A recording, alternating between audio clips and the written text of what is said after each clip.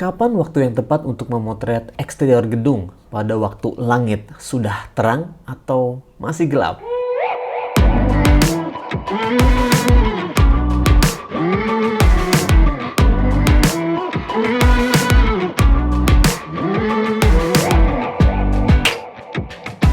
Halo teman-teman, kembali lagi bersama saya, si tukang foto keliling.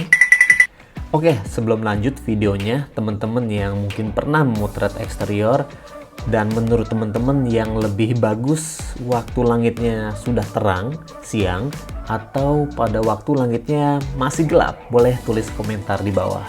Kalau menurut pendapat saya pribadi, motret waktu sudah siang, langitnya sudah terang, ataupun langitnya masih gelap atau masih subuh atau sore golden hour, menurut saya sama-sama bagus. Dan juga menurut saya tingkat kesulitannya sama-sama, ada tingkat kesulitan masing-masing. Oke, kita bahas dulu yang sama-sama bagus. Kenapa saya bilang sama-sama bagus?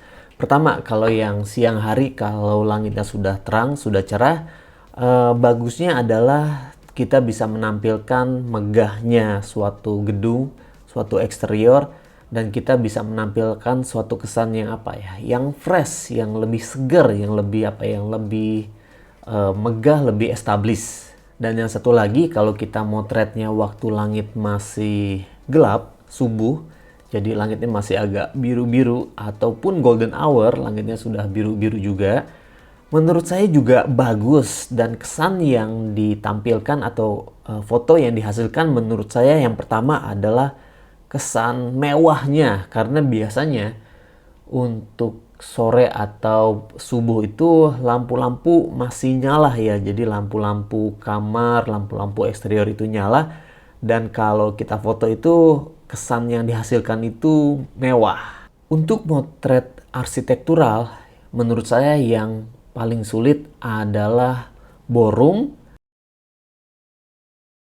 Dan juga salah satunya lagi adalah eksterior suatu hotel atau suatu gedung yang tinggi, yang menurut saya itu dua hal atau dua bagian yang sulit untuk difotonya, karena saya pikir saya harus menghasilkan foto yang baik, yang bagus, jadi detail-detailnya harus saya perhatikan. Nah, kesulitan jika kita motretnya pada waktu langit sudah terang, sudah cerah, itu biasanya satu matahari menghasilkan shadow yang cukup keras, bayangan yang cukup strong. Jadi menurut saya itu agak-agak tricky, apalagi kalau misalnya di samping kiri atau kanan, depan atau belakang itu ada bangunan lain yang jika matahari udah mulai ke atas, itu ada bayangannya yang mengenai gedung yang mau kita foto. Selain itu juga kalau ada pohon-pohon di sekitar itu, ya bayangannya bisa membuat suatu bayangan yang kurang enak menurut saya. Dan jika kita memotret pada waktu langit sudah cerah, banyak detail yang akan terlihat di foto itu. Jadi kita harus benar-benar benar-benar memperhatikan. Jika misalnya kalau kita motretnya pakai drone itu, atapnya apakah bersih, atapnya apakah berlumut atau tidak. Kalau berlumut nanti akan menjadi menambahkan suatu pekerjaan lagi, karena kita harus mengedit, merapikan atau membuang lumut-lumut itu, merapikan jadi terlihat ya seperti baru lah. Jadi untuk motret waktu langit sudah terang itu benar-benar kita harus memperhatikan setiap detailnya, harus ekstra menurut saya. Detail mulai dari catnya apakah rata semua, apalagi kalau gedung-gedung yang memang sudah beberapa tahun itu kena panas, kena hujan, dan itu pasti warnanya akan berubah. Sedangkan kalau kita memotret eksterior pada waktu langit sudah gelap, kesulitannya yang sering saya alami terutama waktu saya motret eksterior hotel ya. Memang kan kita mau menghasilkan tampilan hotel itu yang kesannya cantik lah begitu ya, dengan lampu-lampunya seperti itu. Tapi kadang-kadang lampu di kamar hotel yang tidak dihuni itu mati atau gelap. Jadi itu PR tersendiri. Dan kemudian jika neon sign, ini saya udah pernah bahas juga di vlog sebelumnya. Neon sign, kadang-kadang waktu kita masih motret, neon sign itu mati, plek, karena ada timernya begitu ya.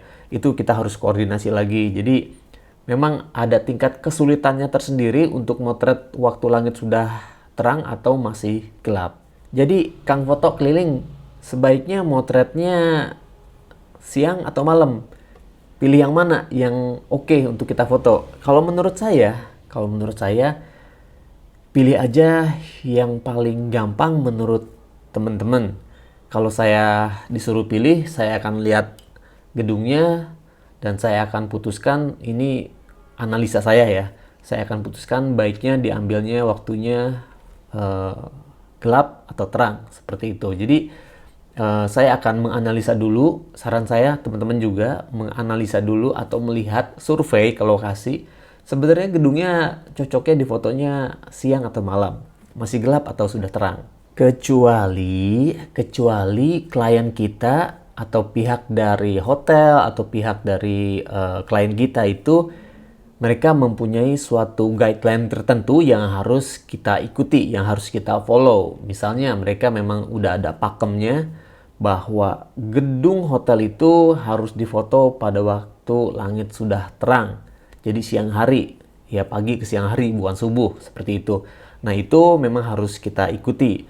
Dan kalau memang begitu, kita harus mulai mempelajari kalau memang harus difoto siang hari, kira-kira jam berapa yang paling tepat untuk kita ambil fotonya. Dan juga teman-teman perhatikan kiri kanan belakang itu akan ada gedung atau enggak yang akan mengganggu, bayangan yang mengganggu. Jadi teman-teman harus pelajari kalau memang mereka sudah punya guideline-nya, kita ikuti.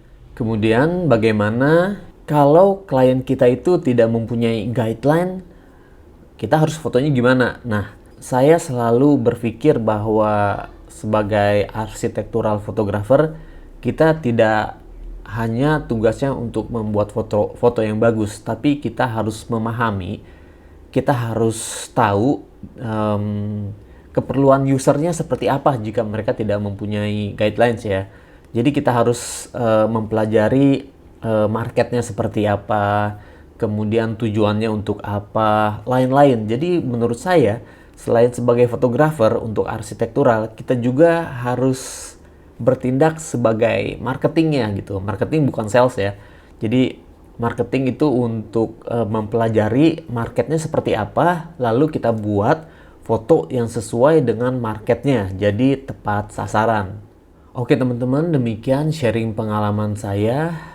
Mudah-mudahan membantu buat teman-teman yang juga mempelajari atau berkecimpung di dunia fotografi arsitektural. Kalau ada pertanyaan atau mau kolaborasi bikin vlog, monggo DM aja, japri aja atau tulis di kolom komentar di bawah. Dan juga di masa pandemi ini, saya mengundang dari pihak hotel atau gedung untuk berkolaborasi, di mana saya akan memotretkan atau memberikan foto secara gratis dan kemudian bikin vlognya seperti ini. Dan kalau dari pihak hotel atau gedung tertarik, monggo DM di Instagram saya. Dan juga untuk teman-teman pengusaha kuliner yang memang juga dalam masa pandemik ini kesulitan untuk membuat foto yang oke, silahkan juga DM di Instagram saya. Saya akan memberikan foto produk kuliner secara gratis juga, yang mungkin akan kita buat vlognya juga, sekalian saya membuat konten juga membantu mempromosikan lewat vlog. Oke, demikian. Sampai ketemu di vlog selanjutnya. Oke, bye-bye. God bless.